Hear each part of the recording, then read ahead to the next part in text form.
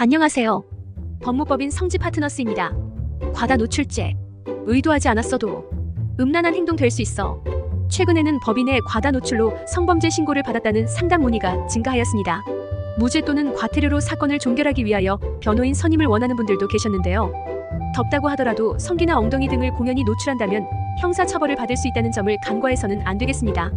신고될 시 과다 노출죄로 단순히 과태료를 물 수도 있지만 잘못하면 성범죄로 형사 입건되어 조사를 받아야 할 수도 있습니다. 일례로 한 연예인이 공연 중 노출 후 음란 행위를 하였다며 관객이 공연 음란죄로 경찰에 신고한 일도 있었습니다. 경찰은 유사 판례를 중심으로 여러 요소를 고려해 검찰 송치 여부를 판단할 것이라고 전하였습니다. 이에 대하여 일부 법조계 관계자는 해당 연예인이 관객들에게 수치심을 주려고 한 고의가 있었다고 볼 수 없어 형사처벌로 이어지지는 않을 것이라고 전망하였는데요.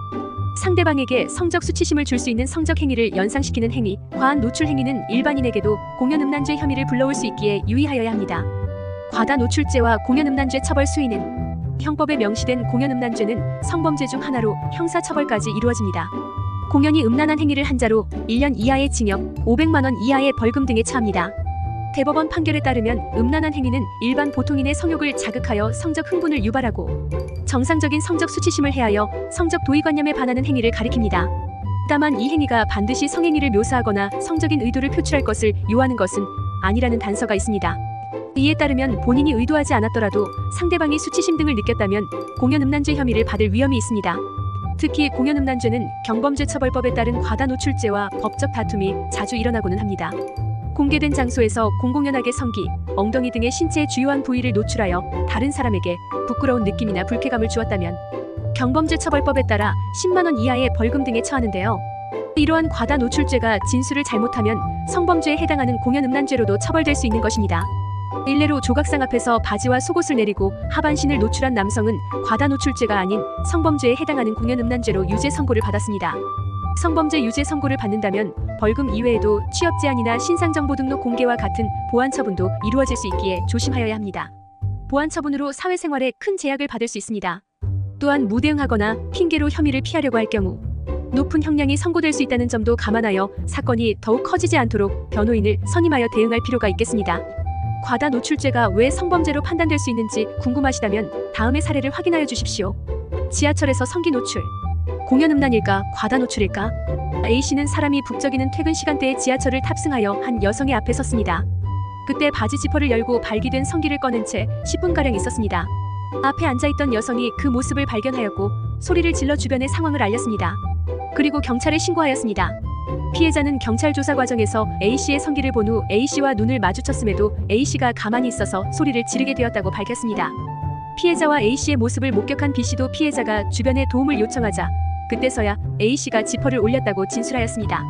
A씨는 공연히 성기를 노출할 의도가 있었다면 가방과 옷으로 성기를 가리지 않았을 것이라며 실수로 성기를 노출한 것일 뿐 음란한 행위를 하지 않았다며 혐의를 부인하였습니다. 이에 검찰은 경찰이 조사한 내용을 토대로 본 사건을 기소하였습니다. 재판부는 경찰 조사 시에 A씨가 사건이 일어난 지하철을 탑승한 이유에 대하여 정확히 밝히지 못한 점, 실수로 성기를 노출하였다는 주장을 납득하기 어려운 점, 피해자와 목격자의 진술이 구체적이고 일관적인 점을 고려하여 유죄를 판결하였습니다. 또한 A씨가 혐의를 인정하지 않고 시종일관 변명으로 일관한 점에서 재판부는 반성하는 태도를 보이지 않는다며 징역형에 처하고 집행유예를 선고하였습니다. 그뿐만 아니라 A씨는 40시간의 성폭력 치료 강의 수강과 3년간 아동청소년 관련 기관, 장애인복지시설에서의 취업 제한도 받았습니다.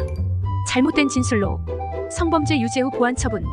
공연 음란죄가 경범죄처벌법에 따른 과다 노출죄보다 처벌 수위가 매우 높으므로 A씨와 같이 음란한 행위는 하지 않았다고 주장하는 분들이 많습니다. 하지만 이는 오히려 수사기관과 재판부가 안 좋게 보는 행위입니다. 성범죄에 연루되었을 때는 혐의를 인정하고 반성하는 모습을 보이는 것이 오히려 정상 참작이 될 때가 있습니다. 만일 과다 노출로 경찰 조사를 받게 되었는데 경범죄로 처벌될지 형법에 따라 처벌될지 걱정되신다면 법률 상담을 받아보는 것이 좋겠습니다. A씨와 같은 진술을 함으로써 성범죄로 처벌받을 수 있기 때문입니다. 하지만 일찍이 변호인을 선임하여 노출하게 된 경위와 음란성을 내포하지 않은 행위란 점을 밝히거나 혐의를 인정하더라도 정상 참작되는 양형을 주장한다면 최악의 상황을 막을 수 있을 것입니다. 이상 법무법인 성지 파트너스였습니다. 감사합니다.